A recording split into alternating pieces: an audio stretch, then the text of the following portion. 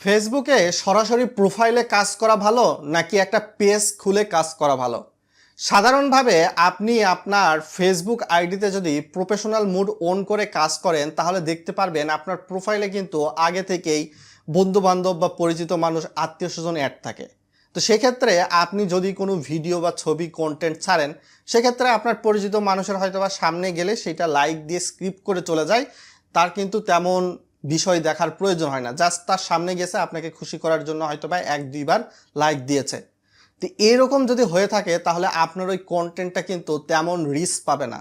আর content rich যদি না পায় আপনার প্রোফাইলে কিন্তু ফলোয়ার সংযুক্ত হবে না, আর সংযুক্ত হতেও অনেকটা টাইম লাগবে। কিন্তু আপনি যদি সরাসরি ফেসবুক আপনি আইডিতে একটা পেজ খুলে কাজ করেন তাহলে দেখতে পারবেন আপনার ওই ফেসবুক আইডিতে আপনি যখন কন্টেন্ট ছাড়বেন কোনো ফলোয়ার থাকবে না। আপনার টার্গেট থাকবে আপনি শুধু কন্টেন্ট ছাড়বেন, আপনার ফেসবুক আইডিতে ফলো হচ্ছে কি ভিউজ হচ্ছে এই বিষয়টা আপনাকে তেমন দেখতে হবে না। হয়তোবা আপনি 3 মাস 6 মাস কাজ করলে দেখবেন আপনার ওই পেজে কিন্তু আস্তে আস্তে রিচ আসা শুরু করেছে। তো রিচ আসা শুরু করলে আপনার কন্টেন্টও কিন্তু আস্তে আস্তে ভাইরাল হবে।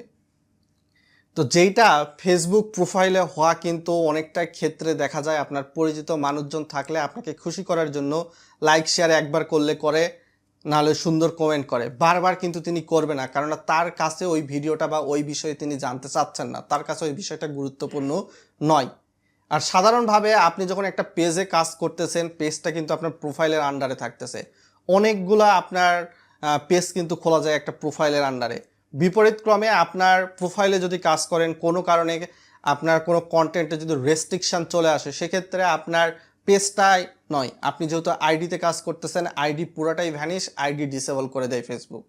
বিপরীতক্রমে আপনি যদি পেজে কাজ করেন তাহলে কিন্তু দেখা যায় আপনার ওই পেজে হয়তোবা সামথিং কোনো ইস্যু আসতে পারে, কন্টেন্ট হয়তোবা যেগুলো ফেসবুকের কমিউনিটি গাইডলাইন অনুসরণ করতেছে না, আপনার কিন্তু ফেসবুক আইডি যেটা সেটা বেঁচে যাচ্ছে।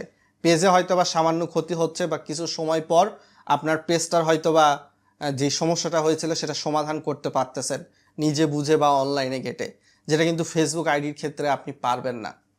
তো সব দিক বিবেচনায় যদি বলি, আপনি যদি সামনের দিকে একদম লং টার্মে এগিয়ে যেতে চান, আপনি যদি মনে করেন আপনি ফেসবুকে কাজ করবেন, ইউটিউবে কাজ করবেন, তাহলে আপনার জন্য রিকোয়েস্ট থাকবে ফেসবুকে যে ভিডিও ছাড়বেন ইউটিউবে সেই ভিডিও ছাড়বেন একই সময়ে।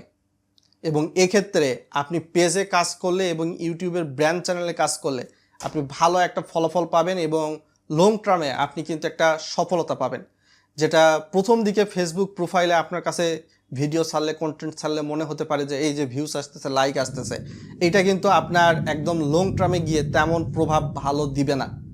সো আপনাদের প্রতি আমার সাজেশন যেটা, আশা করি বুঝতে পেরেছেন, আমি আমার নিজের এক্সপিরিয়েন্স থেকেই বলতেছি বিষয়টা।